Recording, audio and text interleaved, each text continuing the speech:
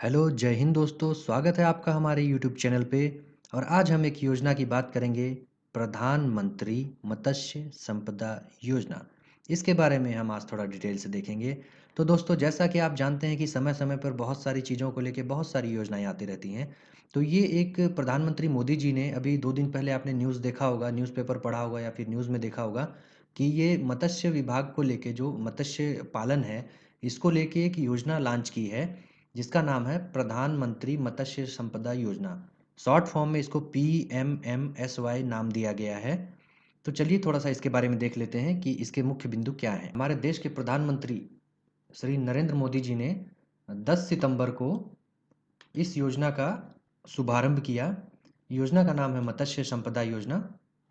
और इस योजना का जो मुख्य मकसद है, वो किसानों की आय दुगनी करने का जो एक सरकार का पहले से ही लक्ष्य चल रहा है कि जो किसान जितने भी हैं, एग्रीकल्चर सेक्टर में हो गया, फिशरीज सेक्टर में हो गया, एनिमल हस्बेंड्री सेक्टर में हो गया, उनकी आय बढ़ाने का एक सरकार का पहले से लक्ष्य चल रहा है। उस लक्ष्य के तहत ही इस नई स्कीम को लिया है। प्रधानमंत्री मोदी जी ने इस नई योजना के शुभारंभ के अवसर पर जो है, महिला के जो जितने भी स्व सहायता समूह होते हैं और उनसे जुड़े जो किसान होते हैं, उन सब से बातचीत भी की है इस योजना के बारे में। अभी आपको पता है दोस्तों कि कोरोना काल चल रहा है, इसलिए ये जो योजना है, इसकी जो शुरुआत है, शुभारंभ जो है वो वीडियो कॉन्फ्रेंसिंग के माध्यम से हुआ है, क्योंकि अभी कहीं बाहर जाना उतना ज़्यादा सेफ नहीं है। और इस कार्यक्रम का जो स्टार्टिंग है ना, वो बिहार से हुआ है। और साथ ही में जो इस योजना की शुरुआत जो हुई है, इसके साथ मोदी जी ने एक और ऐप लॉन्च किया है, जिसका नाम है ई गोपाला। यह एनिमल हस्बेंड्री से रिलेटेड ऐप है। नेक्स्ट वीडियो में इसकी पूरी जानकारी आपको डिटेल से बताऊंगा मैं। ये क्या है, पशुधन जो भी है उसके लिए ई मार्केट उपलब्ध कराता है और उनसे रिलेटेड जितने भी डिजीज़ वगैरह रहते हैं, उनकी भी जानकारी देता है हमें। मतलब अपन खुद से डायग्नोस कर सकते हैं कि अकॉर्डिंग टू सिम्टम्स। इसके बाद देखते हैं कि ये जो प्रधानमंत्री मत्स्य संपदा योजना है, ये है क्या? तो प्रधानमंत्री मत्स्य योजना जो है, इसमें मछली पालन को लेके, मछली पालन तो ऑलरेडी चल रहा है, लेकिन उसको बढ़ाने को लेके, इंक्रीज़ करने को लेके इस योजना का शुरुआत किया गया है। तो सरकार का लक्ष्य है कि अगले 5 सालों में लगभग 20,050 करोड़ रुपए इस योजना पे खर्च किए जाएँगे। और अभी तक देखें हम आज़ादी के बाद, जब से हमें आज़ादी मिली है, आज़ादी के बाद हम देखें मछली पालन के क्षेत्र में यह अब तक का सबसे बड़ा निवेश है। मतलब अब तक किसी ने भी मछली पालन के क्षेत्र में कोई भी ऐसी बड़ी योजना नहीं आई है। अब देखते हैं ये योजना कितनी कारगर सिद्ध होती है।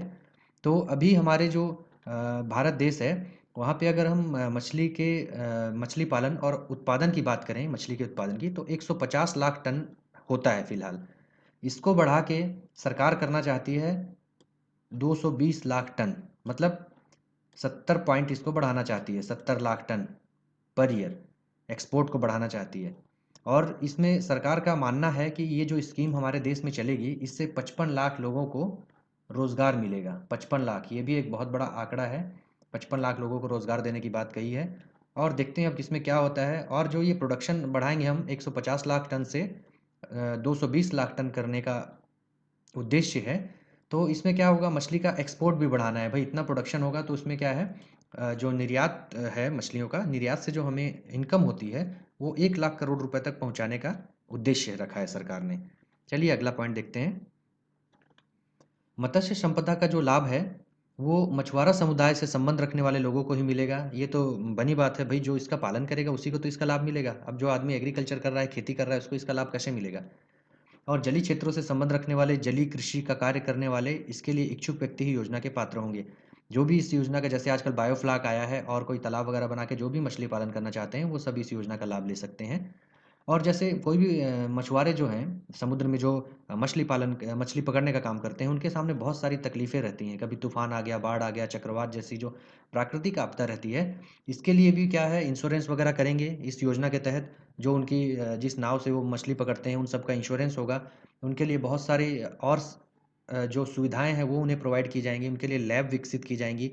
और जैसे जो प्रभावित वाटर है, जैसे सलाइन वाटर हो गया, अल्कलाइन वाटर हो गया, जो मतलब अ, जो है फ्रेश वाटर नहीं है, जैसे फ्रेश एक्वा कल्चर जो है उससे डिफरेंट है, जहाँ पे प्रॉब्लमेटिक वाटर है, उसमें भी कुछ ना कुछ ऐसी टेक्निक्स या फिर ऐसी वैरायटियों का पालन किया जाएगा। मतलब उनमें भी ध्यान दिया जाएगा कि जो एरिया है, मछली जो पालन का जो सिस्टम है वो बढ़े। अब देखते हैं प्रधानमंत्री मोदी जी ने क्या संदेश दिया, क्या संबोधन किया।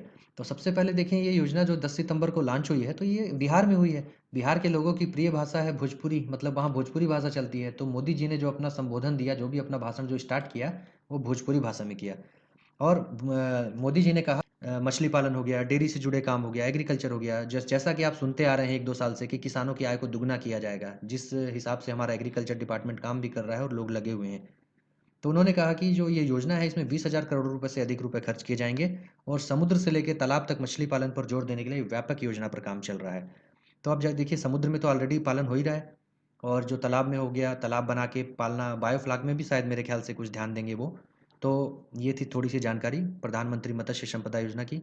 वीडियो अंत तक देखने के लिए आपका धन्यवाद। अच्छा लगे तो लाइक करिएगा, चैनल को सब्सक्राइब करिएगा। जय हिंद।